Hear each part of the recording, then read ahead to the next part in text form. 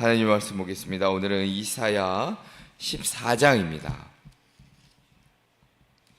이사야 14장 1절부터 32절까지 제가 지금 구약성경 983면에 있습니다. 1절부터 32절까지를 함께 교독하겠습니다. 여호와께서 야곱을 긍휼히 여기시며 이스라엘 다시 택하여 그들의 땅에 두시리니 나그네 된 자가 야곱 족속과 연합하여 그들에게 예속될 것이며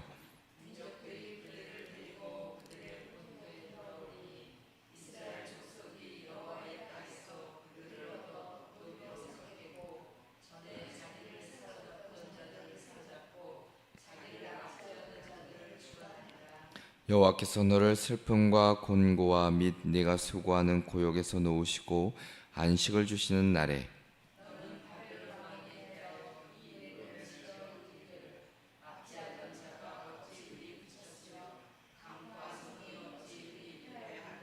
여호와께서 악인의 몽둥이와 통치자의 귤을 꺾으셨도다.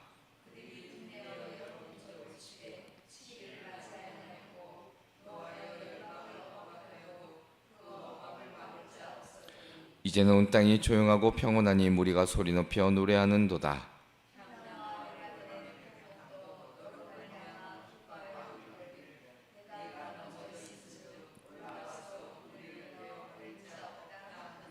아래의 수월이 너로 말미암아 소동하여 내가 오는 것을 영접하되 그것이 세상의 모든 영웅을 너로 말미암아 움직이게 하며 열방의 모든 왕을 그들의 왕자에서 일어서게 하므로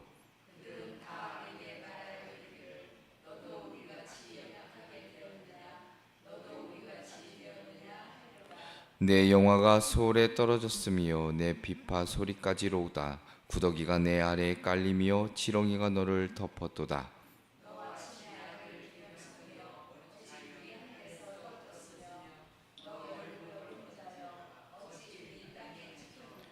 내가 내 마음에 이르기를 내가 하늘에 올라 하나님의 뭇별 위에 내 자리를 높이리라. 내가 북극 지폐의 산 위에 앉으리라.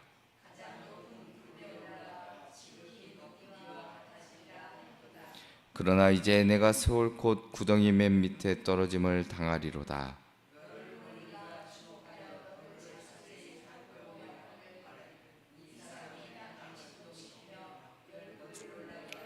세계를 황무하게 하며 성읍을 파괴하며 그에게 사로잡힌 자들을 집으로 놓아 보내지 아니하던 자가 아니냐 하리로다.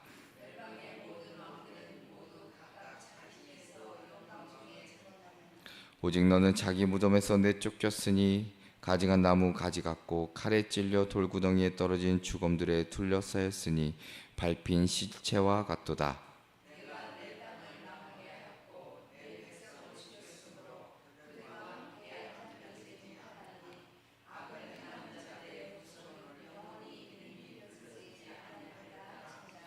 너희는 그들의 조상들의 죄악으로 말미암아 그의 자손 도륙하기를 준비하여 그들이 일어나 땅을 차지하여 성읍들로 세상을 가득하게 하지 못하게 하라.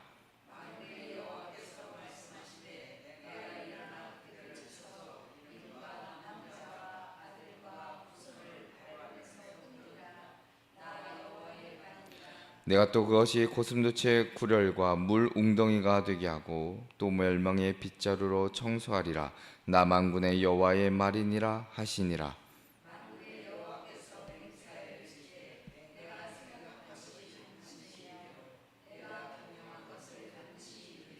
내가 아수르를 나의 땅에서 파하며 나의 산에서 그것을 짓밟으리니 그때 그의 멍에가 이스라엘에게서 떠나고 그의 짐이 그들의 어깨에서 벗어질 것이라.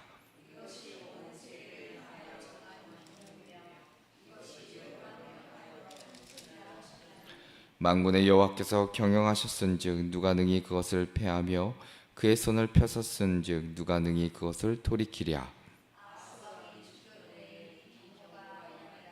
블레셋 온 땅이여 너를 치던 막대기가 부러졌다고 기뻐하지 말라. 뱀의 뿌리에서는 독사가 나겠고 그의 열매는 날아다니는 불뱀이 되리라.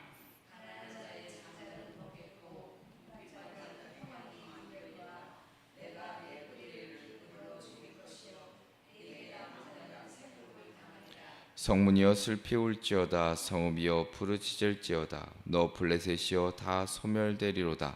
대저 연기가 북방에서 오는데 그 대열에서 벗어난 자가 없느니라. 그 나라 사신들에게 어떻게 대답하겠느냐. 여호와께서 시온을 세우셨으니 그의 백성의 공고한 자들이 그 안에서 피난하리라 할 것이니라. 아멘. 할렐루야. 아멘. 오늘도 이 새벽에 주임자 나오신 우리 성도님들과 그리고 영상으로 예배 함께 하시는 우리 성도님들에게 하나님의 크신 은총이 가득하시기를 먼저 주님의 이름으로 축원합니다. 오늘 말씀의 제목은 높이려는 자는 낮아지고 낮추는 자는 높아진다입니다. 높이려는 자는 낮아지고 낮추는 자는 높아진다. 자, 우리는 지금도 여전히 바벨론의 세계에 살고 있다 말할 수 있습니다. 자, 그 이름은 사라졌지만 권력을 신격화하고 자신의 이름을 영원히 남기고자 하는 그 교만, 그리고 하나님 없는 문명을 절대시하는 정신은 오늘날의 나라들 속에서도 변함없이 우리가 살펴볼 수 있습니다. 바벨론은 단순한 고대의 도시 국가를 넘어 인간 문명의 정점이었고 사람이 하늘까지 닿고자 했던 스스로를 높이는 그런 교만의 상징이었습니다. 그리고 하나님은 바로 그 정점에서 그들을 치시죠.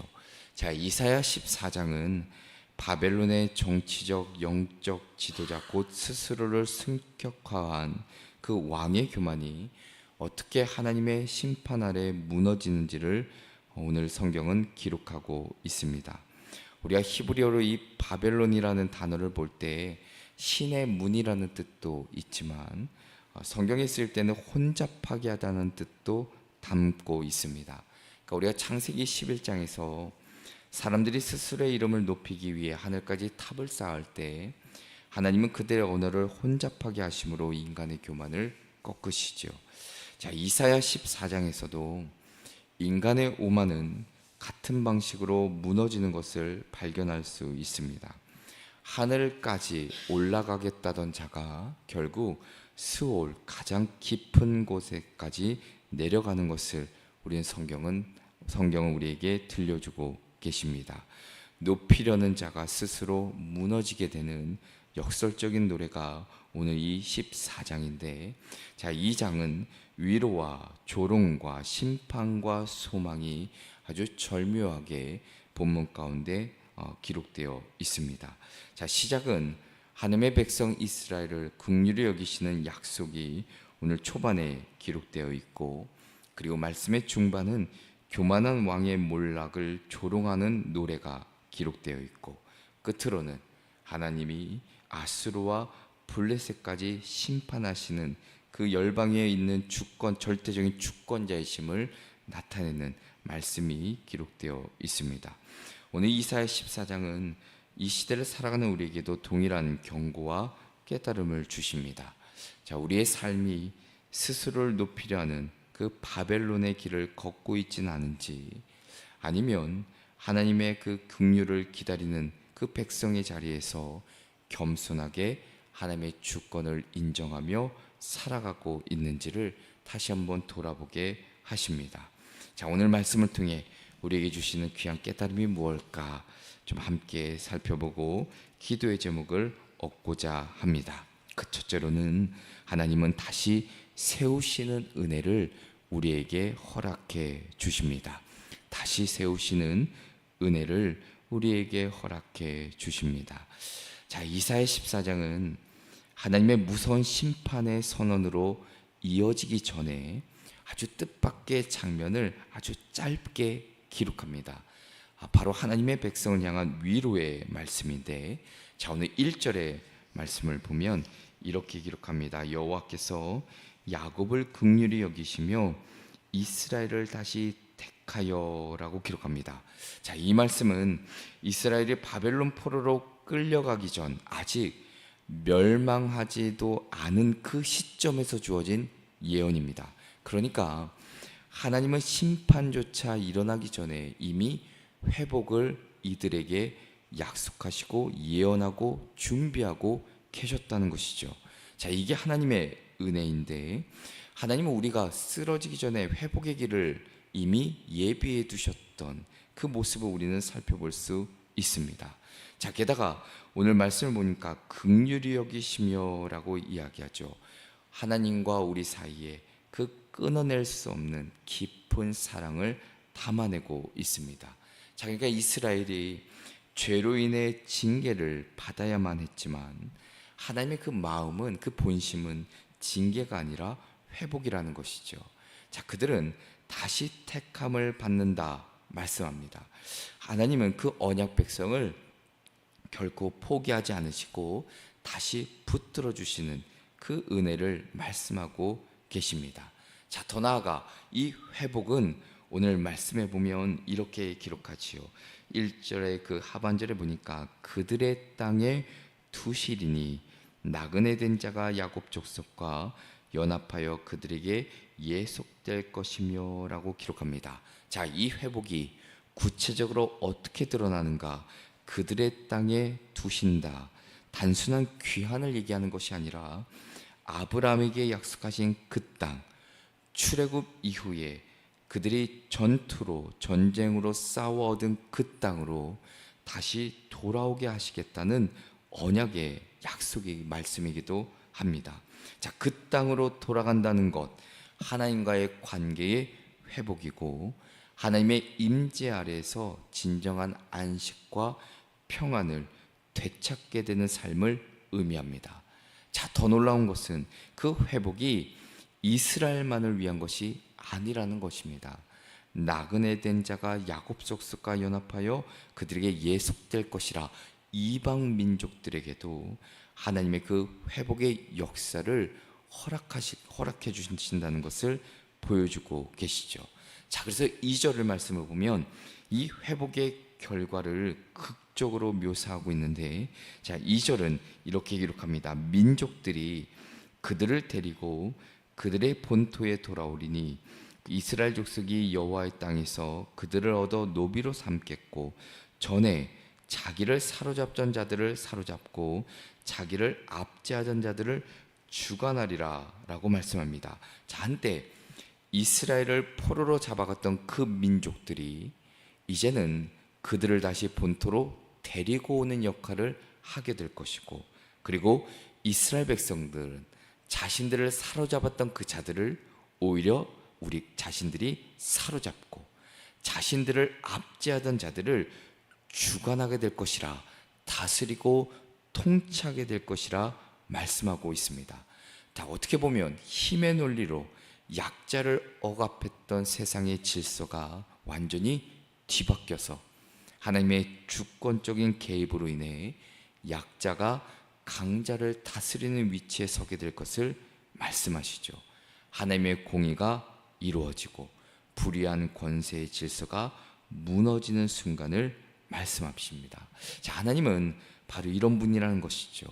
넘어진 자를 일으키시고 무너진 인생 삶을 다시 회복시키시는 그 주님, 다시 시작하게 하실 뿐만 아니라 더 깊은 회복과 더 풍성한 은혜와 더 놀라운 내일을 약속하시고 예비하시는 분이라 오늘 성경은 이 1절과 2절을 통해 우리에게 깨닫게 하십니다. 오늘 이 말씀이 우리가 붙들어야 될 진리이죠. 하나님은 오늘도 우리를 다시 택하시고 회복시키시는 그런 분이라는 것을, 그러므로 우리가 절망 가운데서도 소망을 품고 살아가야 될 이유가 바로 여기에 있는 것이고, 그 주님을 신뢰하며 살아갈 때 우리를 온전히 세워주시고 회복시켜 주시는 그 은혜를 우리 삶 가운데도 경험하게 될 줄로 믿습니다. 둘째로는 교만의 끝은 철저한 몰락입니다. 교만의 끝은 철저한 몰락입니다.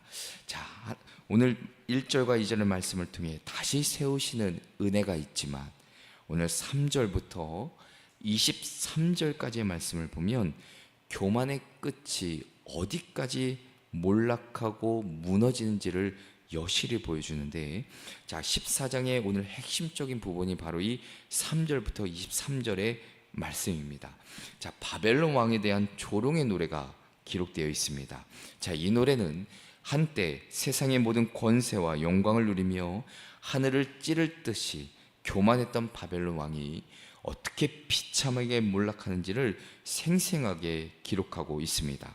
자, 단순히 한 왕의 몰락을 넘어 하나님을 대적하는 모든 교만한 세력, 그들의 끝을 보여주는 상징적인 예언이기도 합니다. 자, 3절을 보면 바벨론 왕의 압제에서 벗어난 이스라엘 백성이 부르게 될 조롱의 노래를 시작하는데, 여호와께서 너를 슬픔과 곤고와 및 내가 수고하는 고역에서 놓으시고 안식을 주시는 날에라고 기록하고 있습니다. 자, 이것은 단순한 승리의 노래가 아니라 하나님의 정의, 공의가 실현된 결과로 주어지는 해방의 찬양이자 노래입니다. 자, 억압받았던 백성은 자유함을, 고통받던 영혼은 안식을 얻게 되는데, 자, 이는 하나님의 심판이 얼마나 철저하고 그 결과로 하나님의 백성이 누릴 해방과 안식이 얼마나 큰지를 보여주고 계십니다. 자, 4절부터 8절까지의 말씀을 보면 바벨론 왕의 몰락이 가져올 세상의 평화를 묘사하죠. 자, 기록하기를 너는 바벨론 왕에 대하여 이 노래를 지어 이르기를 압제하던 자가 어찌 그리 그쳤으며 강포한 성이 어찌 그리 패하였는고라고 선언합니다. 한때 세상을 떨게 했던 바벨론 왕의 몰락은 이제 온 땅에 평화를 가져오죠. 자, 심지어 오늘 말씀해 보니까 레바논의 백향목과 잣나무까지도 기뻐하며 말합니다. 야, 네가 넘어졌으니 이제 우리를 배로올 자가 없구나. 바벨론의 폭정, 파괴가 얼마나 심했는지를 역설적으로 보여준 동시에 그의 몰락이 가져올 해방의 기쁨을 강조하는 말씀이죠. 자, 그것이 4절부터 8절의 내용이라면, 자, 9절부터 11절은 바벨론 왕이 죽어 스올로 내려간 장면을 생생하게 묘사합니다. 자, 근데 스올은 그를 맞이하기 위해 아주 들썩이죠. 과거의 강대국 왕들이 그를 보면서 말하는 겁니다. 야, 너도 우리처럼 연약하게 되었느냐? 너도 우리와 같이 되었지 않느냐라고 조롱하는 겁니다. 자, 한때 세상의 왕들을 짓밟았던 그가 이제는 구더기가 내 아래에 깔리고 지렁이가 덮이는 비참한 존재가 되어 스올의 가장 낮은 곳으로 던져지는 모습을 기록하죠. 자, 세상의 모든 권세, 영광이 얼마나 허무한지를 극명하게 보여줍니다. 자, 이 노래의 절정은 바로 12절부터 15절에 나타나는 바벨론 왕의 교만에서 살펴볼 수 있습니다. 자, 우리가 12절을 보면 이렇게 기록하죠. 너 아침의 아들 계명성이여 어찌 그리 하늘에서 떨어졌으며 너 열국을 엎은 자여 어찌 그리 땅에 찍혔는고라고 말합니다. 아침의 아들 계명성이라는 건 이 새벽별의 가장 빛나는 별을 뜻하는데, 바벨론 왕의 지극히 높은 지위, 그 영광을 상징합니다. 자, 그런데 그 하늘에서 떨어지죠. 왜 떨어졌는가? 바로 그의 교만 때문입니다. 자, 13절과 14절은 그 교만한 마음을 적나라하게 드러나는데, 내가라는 말을 반복하며 자신을 높이려 합니다. 내가 하늘에 올라 하나님의 뭇별 위에 내 자리를 높이리라. 내가 북극 지폐 산 위에 앉으리라. 가장 높은 구름에 올라가 지극히 높은 이와 같아지리라. 끝없이 자기 자신을 높입니다. 하나님의 자리를 넘보고 창조주와 동등해지려 하지요. 권력에 취하고 자기 숭배의 정점에 도달합니다. 하지만 그 결과는 오직 하나이지요. 15절에 그러나 네가 스올 곧 구덩이 맨 밑에 떨어짐을 당하리로다 라고 말씀합니다. 자, 게다가 그의 시체는 장사되지도 못하고 들판에 버려지죠. 과거에는 만민을 떨게 했던 그 자가 이제는 길거리에 짓밟히는 존재가 됩니다.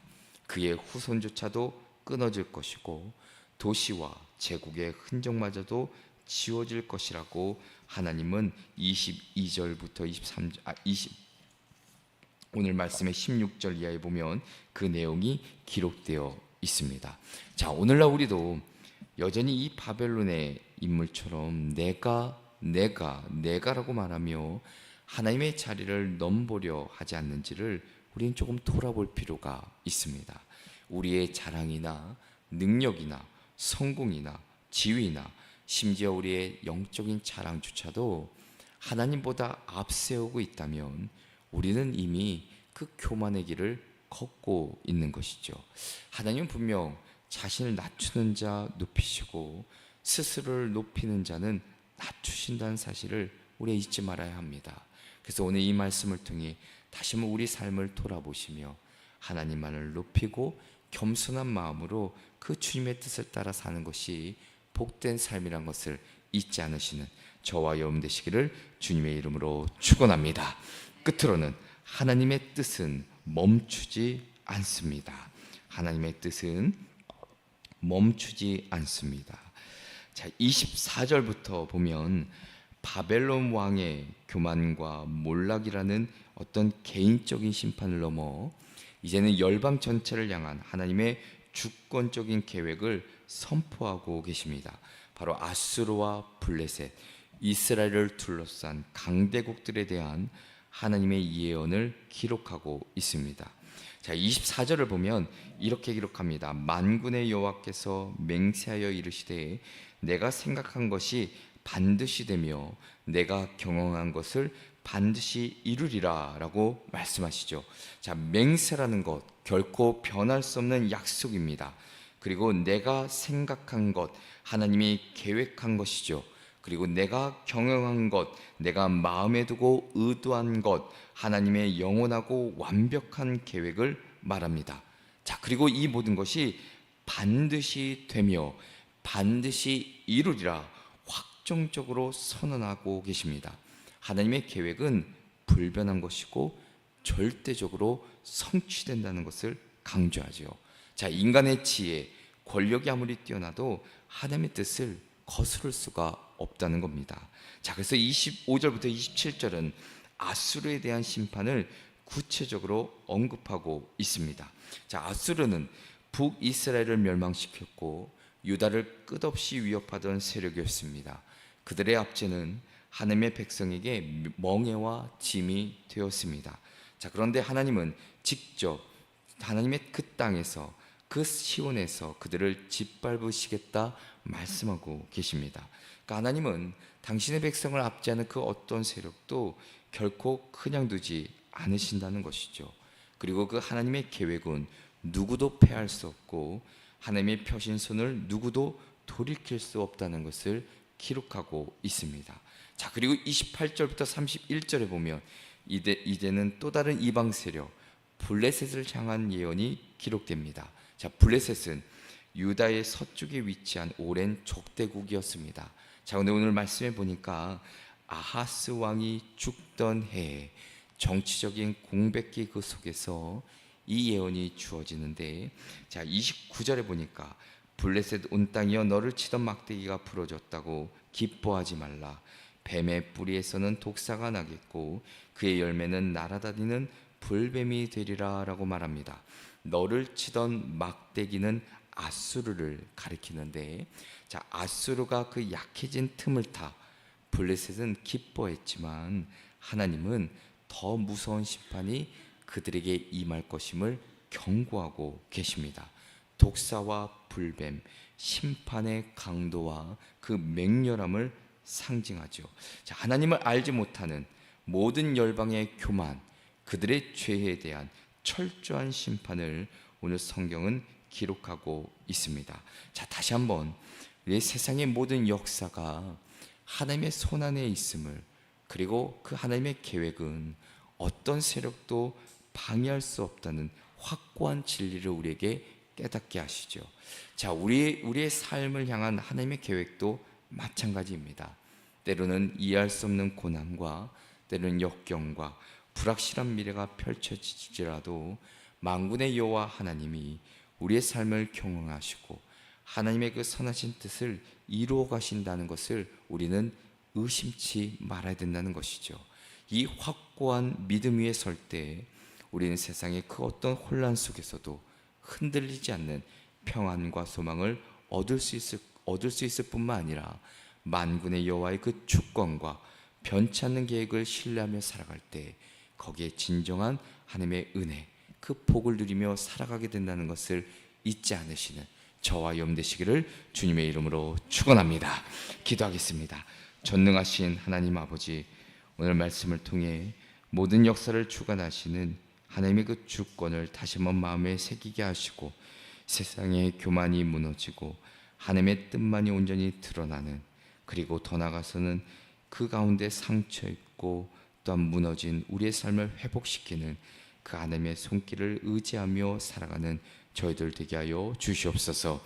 어떠한 상황 속에서도 주님만 바라보게 하여 주시고 주님의 계획을 믿고 신뢰하는 저희들 되게 하여 주시며, 더 나아가서는 혹여나 내 삶에 있는 모든 교만들을 벗어내고 온전히 겸손한 마음으로 주님만을 섬기며 살아가게 하여 주시옵소서. 도우실 줄 믿고 예수 그리스도의 이름으로 기도합니다. 아멘.